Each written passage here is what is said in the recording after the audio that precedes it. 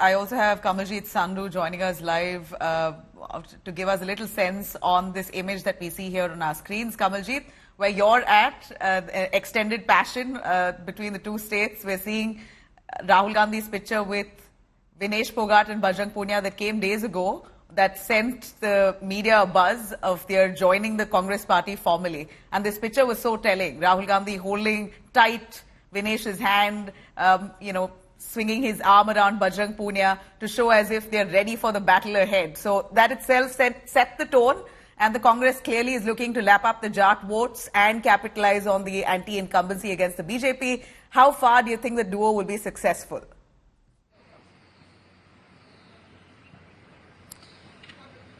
Well, Haryana is witnessing a political dangle of sorts, and with the wrestlers now joining hands with Congress party, and we're talking about Vinesh Phogat, who's riding the popularity wave. One, we've seen how she was honored by panches, sarpanches, by villagers, the medals being given to her. She went to Harmandir Sahib, she went to Vaishno Devi in Katra. So there was writing on the wall because she was meeting Congress leaders, be it Bhupinder Hooda and eventually Rahul Gandhi.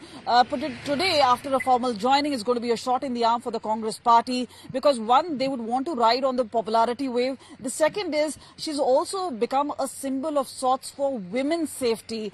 This is where she did take on Brij Bhushan and obviously the likes of other BJP leaders, and in a sense became a symbol of that. But now that she's formally joining, BJP has been hitting out saying this entire campaign was unleashed to mar the BJP. But meanwhile, when it boils down to the local politics of things, it's not just going to be the caste equations, but it's also going to be the virility character. And we've been speaking to several sources who do believe that Vinesh has a fighting chance. He has a very, very good chance. And at this point of time, when BJP has not given tickets either from Charkhi Dadri or from to the other Phogat sisters, so that will pave way for Vinesh to really rise. But the fact is, will Congress, and remember, Congress list is not out yet, but the sort of rebellion that we're seeing after the announcement of ticket, and there are also some other players who've been accommodated. We're talking about Deepak Hooda, former Kabaddi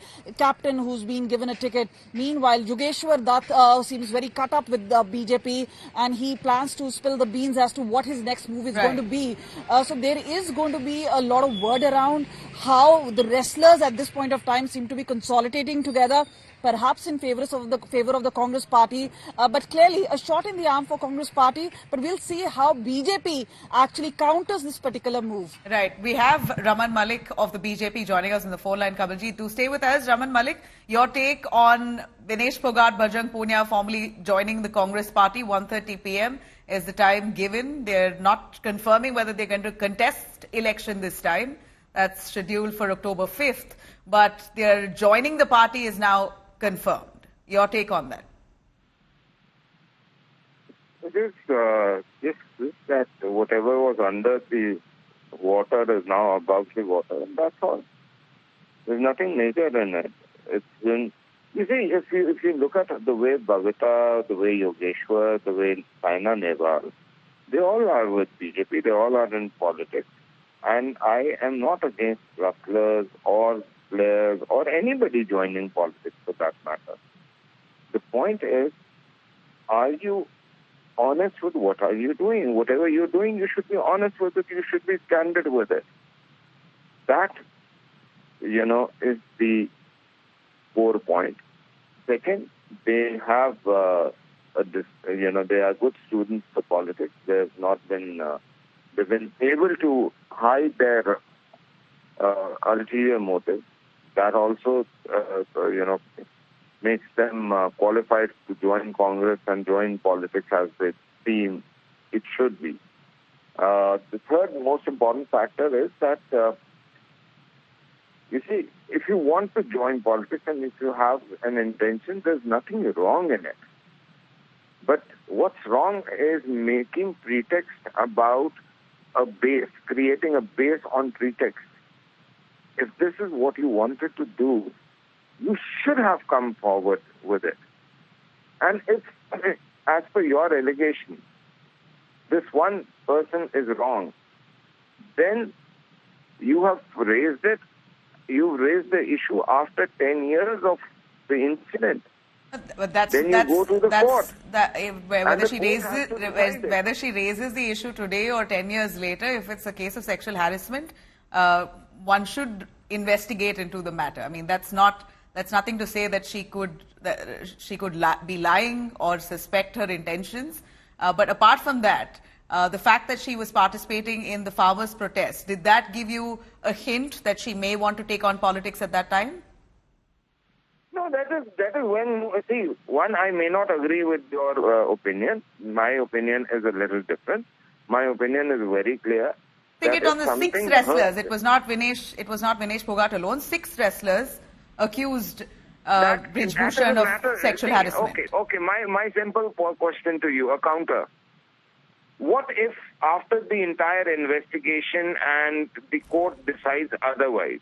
The trial court has already charged Brij Bhushan, sir. I'm speaking on those. I'm only speaking on the basis of that. We have a process in this country. If even a terrorist, everybody goes to the Supreme Court, does he not?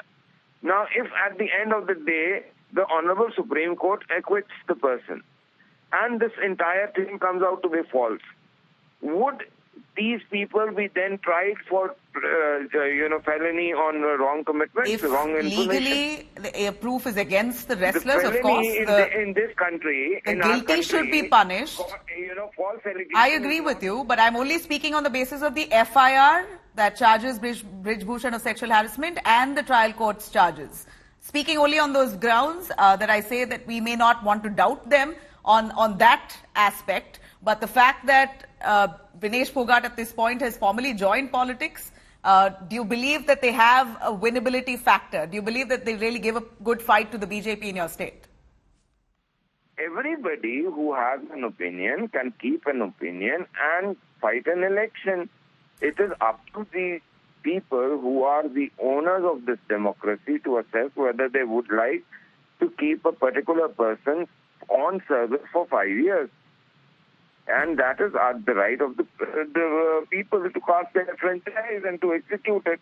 Now, coming back on the main issue, it is up to the law of the land and the courts to decide what they are saying, and course of natural justice has to prevail. On the basis of that, I am saying that false statements is not a crime in this country, and that is why more often than not you find a lot of false allegations and cases happening. And I truly believe that anybody who's found doing sexual harassment, sexual misconduct, rapes, should be hanged in public. There should be no issues in that. But those who are misusing this law should also not be spared, and that is what justice is. And if you say that is not the way justice should happen... I never said that. Yes. I never said that that's not the way justice should be. I'm just saying that since there is an FIR, since there is a trial court charge sheet, we stick with that for the moment without casting aspersions. And as much as you say, that, sir, there are that many cases of sexual harassment that go brushed under the carpet.